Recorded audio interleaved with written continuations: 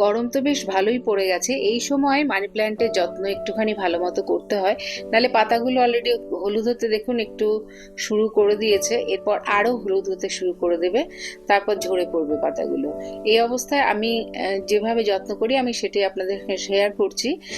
আমি প্রথমে এখানে নিয়ে নিয়েছি চাল ধোয়া আর ডাল ধোয়া জল একসঙ্গে মেশানোই আছে। আমি সেটাকে একটা স্প্রে বটলের মধ্যে ভরে নেব, ভরে নিয়ে সুন্দর করে গাছগুলোর মধ্যে স্প্রে করে দেবো পাতায়। আপনি চাইলে সপ্তাহে 2 থেকে 3 দিন এই কাজটা, স্প্রে করার কাজটা করতে পারেন।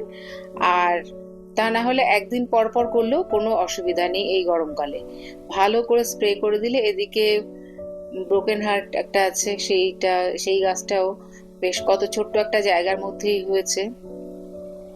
এই যে ব্রোকেন হার্ট গাছটা, এটা কত ছোট একটা জায়গার মধ্যেই হয়েছে, কিন্তু বেশ ভালোই হয়েছে। আমি প্রথমে ভেবেছিলাম গাছটা বোধহয় বাঁচবে না, এই কদিন আগেই গাছটা আনা হয়েছে, তো একদম ছোট্ট ছিল, বেশ দেখলাম ভালোই হয়েছে। তারপরে ওই জল একটু করে অল্প অল্প করে আপনি গোড়ায়ও দিয়ে দেবেন, তাহলেই দেখবেন মানি প্ল্যান্ট গাছ আপনার এই গরমকালে খুব ভালো থাকবে আর বেশ ঝোপালোও হয়ে যাবে।